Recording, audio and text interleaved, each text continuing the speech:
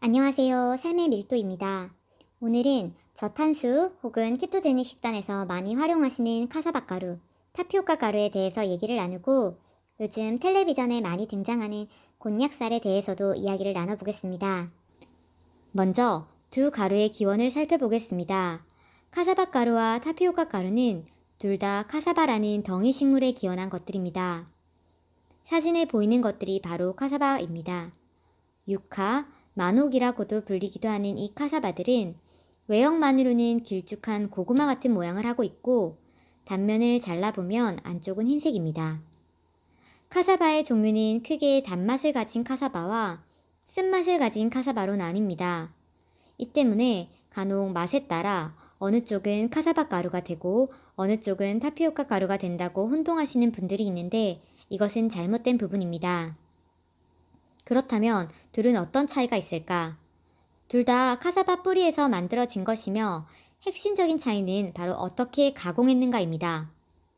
참고로 위 두 사진은 제가 직구를 통해 직접 구입한 것들을 찍은 사진입니다.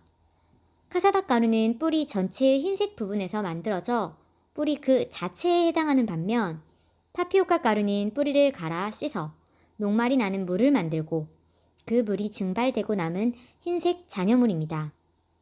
즉, 카사바 가루에 비해 더 많은 가공을 거쳐 만들어집니다. 조금 더 쉽게 설명하면 감자 전분이나 옥수수 전분처럼 카사바의 전분이 타피오카 가루라고 생각하시면 이해가 쉬우실 것입니다. 그 때문에 카사바 가루에는 탄수화물 이외에도 단백질, 비타민, 사포닌, 식이섬유, 무기질 등의 여러 가지 영양 성분이 함유되어 있는 반면 타피오카 가루는 탄수화물이 거의 대부분을 차지하고 엽산, 판토텐산 이외에는 비타민이 들어있지 않고 소량의 철분과 망간이 있습니다. 추가적으로 궁금증 몇 가지들과 함께 정리해 보겠습니다. 첫 번째 질문은 역시 그럼 카사바 가루가 타피오카 가루보다 훨씬 좋은 것인가요? 인데요. 예상과 달리 답은 반드시 그렇다고 보기는 힘들다입니다. 이를 조금 더 살펴보고자 실제 가루들을 준비해 보았습니다. 왼쪽이 카사바 가루, 오른쪽이 타피오카 가루인데요. 각각을 조금씩 덜어 그릇에 옮겨 담은 상태입니다. 둘을 함께 놓고 보면 색의 차이가 확연한데요. 카사바 가루는 보들보들하고 살짝 노란기가 보입니다. 겉보기엔 밀가루와 정말 흡사합니다. 그에 반해 타피오카 가루는 완전한 흰색에 가깝고 전분과 정말 흡사합니다. 둘 다 냄새가 별로 없고 맛도 없는 무치무맛입니다. 눌러보면 카사바 가루는 부드러운 느낌이 있고 타피오카 가루는 뽀드득뽀드득 소리가 납니다. 이들 가루를 가지고 요리를 해보면 확연한 차이가 있습니다. 먼저 또띠아를 만들어보면 또띠아 특유의 바삭바삭한 질감을 잘 느끼게 하는 데에는 타피오카 가루보다 카사바 가루가 월등하여 또띠아에는 카사바 가루가 조금 더 잘 어울리는구나 라는 생각을 하게 됩니다. 하지만 깨찰빵이나 떡볶이 떡을 만들어 보면 카사바 가루보다는 타피오카 가루가 훨씬 더 쫀득한 식감을 잘 느끼게 해주어서 쫀득한 식감을 위해서는 타피오카 가루가 낫구나 라는 생각을 할 수 있습니다. 이렇게 반드시 둘 중에 뭐가 낫기보다는 요리에 필요한 성격에 맞게 응용하시면 좋은 선택을 하실 수 있을 것입니다. 두 번째 질문은 둘 다 탄수화물인데 탄수화물이 주된 성분인 것 같은데 그러면 이들은 왜 저탄수 식단을 하는 사람들이 먹어도 되는 음식인가요? 입니다. 이유는 이들은 탄수화물이기는 하나 소화 저항성 전분이기 때문입니다. 소화 저항성 전분이 무엇인지 말씀드리기에 앞서 대부분의 전분들은 우리 몸에 들어오면 어떻게 되는지를 말씀드리겠습니다. 대부분의 전분들은 우리 몸에 들어오면 포도당으로 분해가 됩니다. 이는 혈당을 올리게 되는 과정으로 이어지고 우리 몸은 포도당을 흡수하고 혈당을 다시 낮추며 에너지원으로 활용합니다. 하지만 이 소화 저항성 전분은 그렇지 않다는 것입니다. 포도당으로 흡수하는 대신 소화에 저항하여 분해되지 않아 소장을 통과하여 결장으로 이동하고 결장에 위치한 장내 박테리아에게 먹이가 되고 염증을 감소시키는 것으로 알려진 뷰티르산과 같은 중요한 단세 지방산으로 전환되어 자가 면역 질환, 과민성 대장증후군, 대장염, 알레르기 등에 도움이 됩니다. 그리고 포만감을 높이고 식후 혈당치를 낮추고 인슐린 감도를 향상시키는 데도 좋은 역할을 합니다. 그렇기에 저항성 전분은 장에 가장 좋은 전분이라고도 불립니다. 그러면 저항성 전분이 그렇게 좋으면 많이 먹어도 되는 것인가? 인데요. 이번 답도 그렇지 않습니다입니다. 저항성 전분 또한 하루 적정량이 있습니다.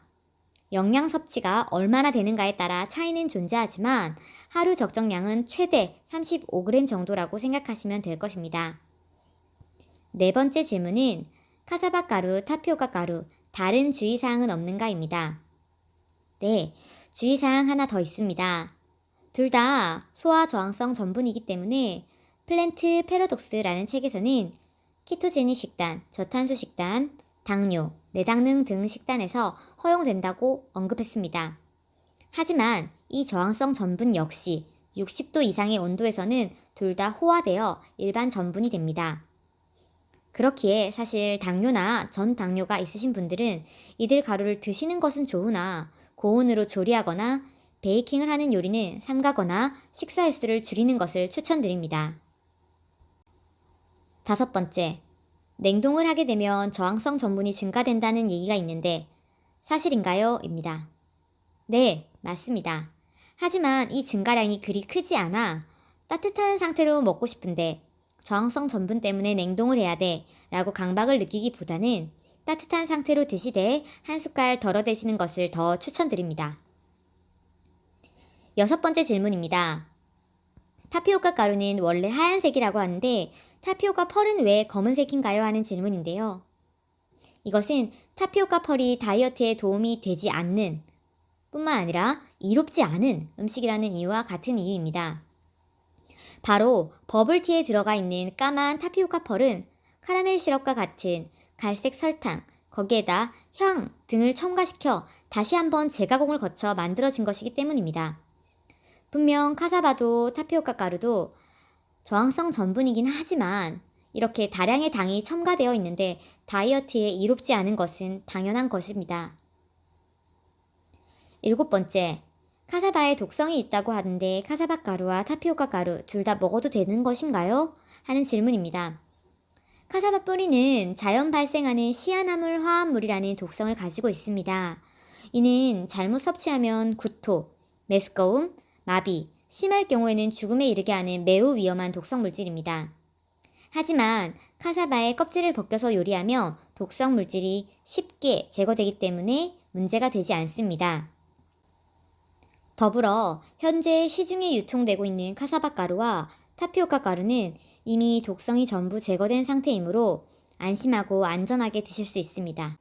그리고 마지막으로 곤약쌀에 대해 얘기하겠습니다. 영상의 사진은 제가 갖고 있던 곤약쌀 중 하나의 상품 설명 부분을 촬영한 것인데요. 이 제품의 경우에는 정제수, 곤약, 수산화칼슘이 들어있습니다. 하지만 시중에 판매되고 있는 건식 곤약쌀의 경우 전분 또는 카사바 가루나 타피오카 가루 함량이 매우 높습니다. 그리고 이러한 제품들을 좀 더 자세히 보시면 분류도 공유 가공품, 전분 가공품이라고 되어 있습니다.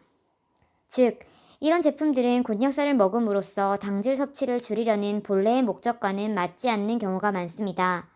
그렇기 때문에 곤약쌀이라고 적혀 있고 그렇게 판매한다고 하더라도 뒤쪽 상세 설명을 잘 읽어보셔서 본인의 목적에 알맞은 구매를 하셨으면 하는 마음에 영상 말미에 이 부분을 추가해 보았습니다.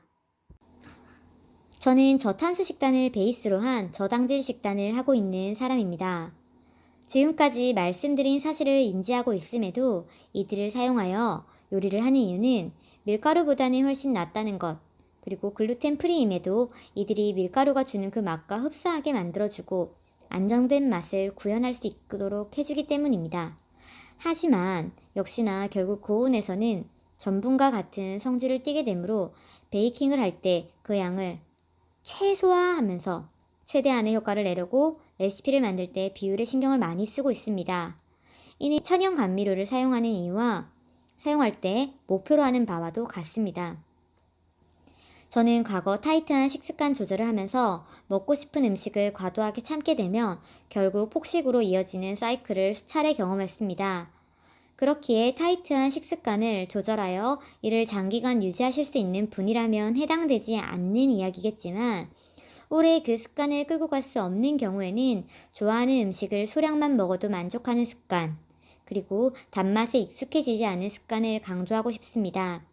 그렇기에 타피오카 가루 소량이나 카사바 가루 소량 섭취하는 걸로 걱정하거나 우려하시기보다는 설탕이나 꿀 뿐만 아니라 에리스리톨, 스테비아 등의 감미료가 주는 단맛에 익숙해지지 않도록 노력하는 것을 추천드리며 위 가루들을 정말 소량 사용하여 더 맛있는 음식을 만들 수 있다면 그 방법이 훨씬 나을 수도 있다라고 조심스럽게 말씀드려 봅니다.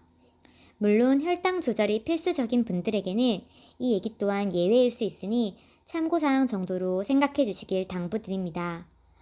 오늘은 카사바 가루와 타피오카 가루에 대해서 분석을 해보았는데요. 다음에는 조금 더 좋은 영상으로 찾아올 수 있도록 노력하겠습니다. 추가적으로 궁금한 사항 있으시면 댓글 남겨주시고 시청해주신 분들 모두 감사드리고 구독, 좋아요 부탁드리겠습니다. 그럼 오늘도 즐거움으로 가득 찬 밀도 높은 하루 되시길 바랄게요.